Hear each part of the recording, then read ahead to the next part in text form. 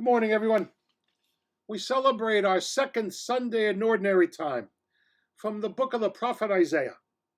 For Zion's sake I will not be silent, for Jerusalem's sake I will not be quiet, until her vindication shines forth like the dawn, and her victory like a burning torch. Nations shall behold your vindication, and all the kings your glory. You shall be called by a new name, pronounced by the mouth of the Lord. You shall be a glorious crown in the hand of the Lord, a royal diadem held by your God. No more shall people call you forsaken, or your land desolate, but you shall be called my delight, and your land espoused. For the Lord delights in you, and makes your land his spouse.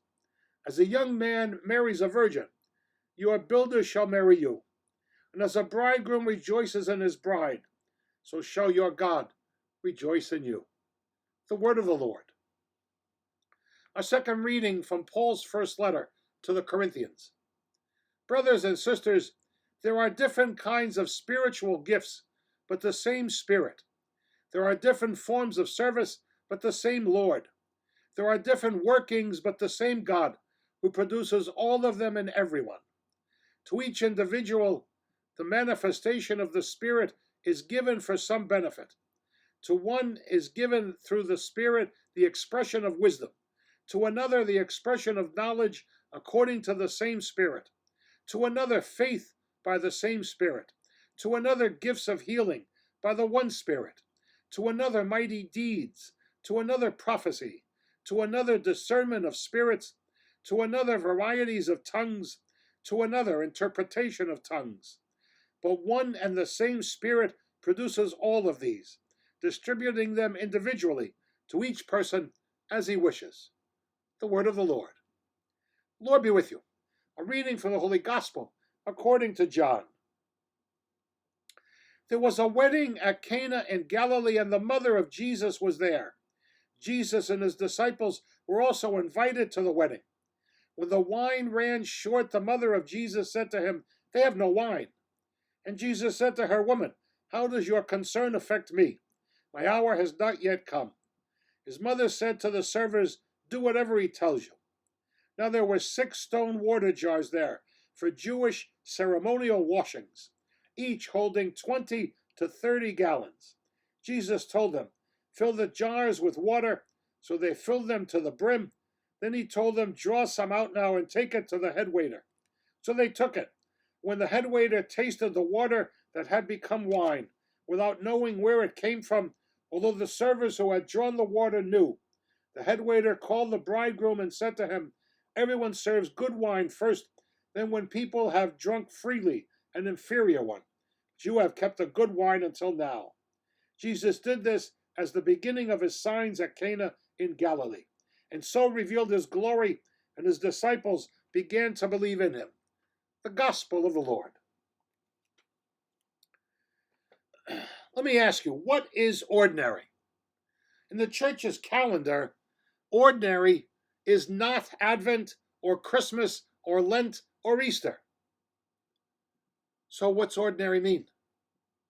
Basically, nothing in our lives the last few years have been ordinary. We live in times that call us to be aware of our lives and our health. There are no handshakes, no hugs, no closeness with anyone we don't know.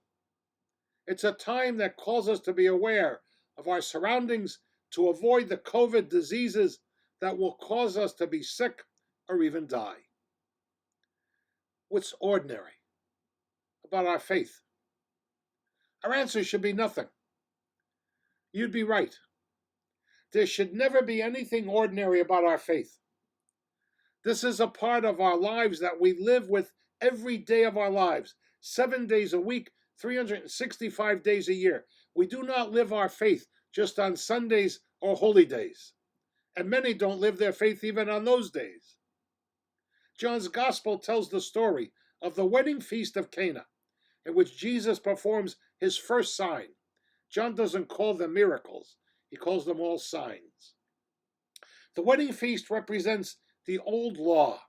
Water jugs used for ritual purification, replacing those water jugs with wine, is symbolic of Jesus replacing the old law with the new covenant that he will finalize on the cross. Even Jesus enjoyed himself from time to time, yet he never forgot what he was here for. What we must never see as ordinary, people, is the faith that we have, the faith we were baptized in, the faith we are called to practice every day of our lives. When we take our lives as ordinary, we forget that faith, and oftentimes we forget the practice. If we're asked, we most assuredly acknowledge, oh, yes, I'm Catholic. Oh, yes, I believe in God, and I believe in his son, Jesus. But if we don't live that faith, if we seldom attend church, if we don't even pray to God until something bad happens to us or a loved one, what kind of faith do we really have? Maybe in these extraordinary times, we need to do what Mary says in the gospel when she talks about her son. Do whatever he tells you. God bless. Have a good week, everyone.